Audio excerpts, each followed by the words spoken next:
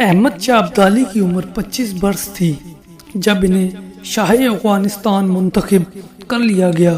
وہ فوجی کمانڈر اور قبائلی سردار تھے جنہیں 1747 میں قندھار میں ایک افغان جرگے نے ریاست کا سربراہ منتخب کیا تھا۔ احمد شاہ ابدالی ایک پرکشش شخصیت کے مالک ہی نہیں تھے بلکہ باصلاحیت، دور اندیش اور ایک ایسے جنگجو اور منتظم تھے جس نے بادشاہ بننے سے پہلے بھی متعدد جنگیں لڑی تھی۔ ان کی خوش اخلاقی اور شائستگی کے سبب وہ اپنے ساتھیوں اور اشرافیہ میں خاصے مقبول تھے اور بعد میں افغانستان کے عوام سے بھی انہیں بڑی عزت و احترام ملا۔ انہوں نے تمام افغان قبائل کو اکٹھا کر کے ایک افغان ریاست کی بنیاد رکھی تھی۔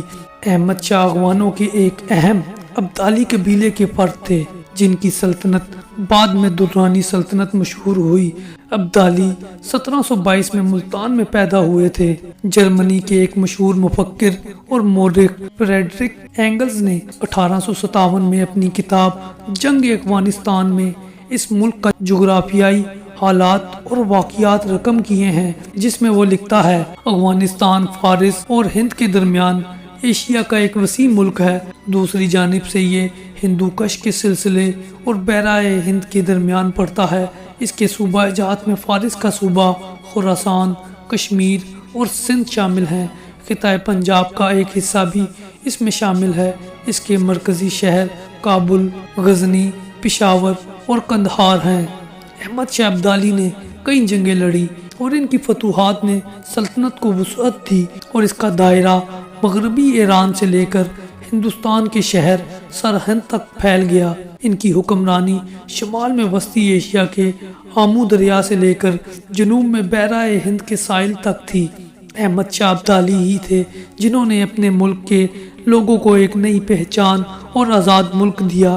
یوں تو افغانستان کی تاریخ کئی صدیوں پرانی ہے جس میں یہ خطہ مختلف ناموں سے پہچانا جاتا رہا ہے۔ 16ویں صدی سے 18ویں صدی عیسوی تک یہ ریاست کئی حصوں میں منقسم تھی۔ جیسے احمد شاہ کے دور میں 18ویں صدی کے وسط میں ایک ملک کے طور پر ابھرنے کا موقع ملا اور یہی وجہ ہے کہ احمد شاہ بابائے افغان کہلائے۔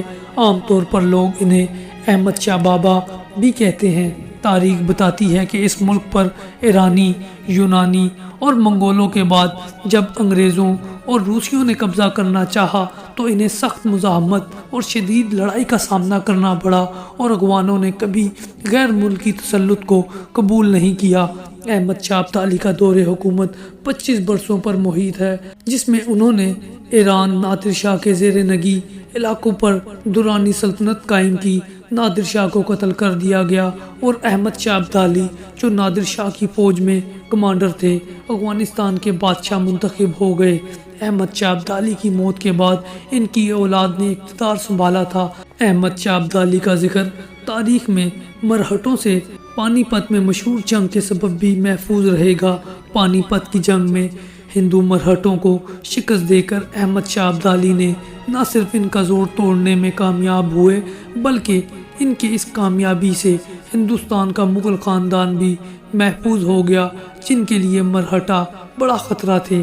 19ویں صدی کے اوائل میں دنیا نے جمہوریت، مختلف نظام حاکم مملکت دیکھے اور اسی عرصے میں سیاستدانوں نے دورانی سلطنت کے لیے باقاعدہ لفظ افغانستان استعمال کرنا شروع کیا۔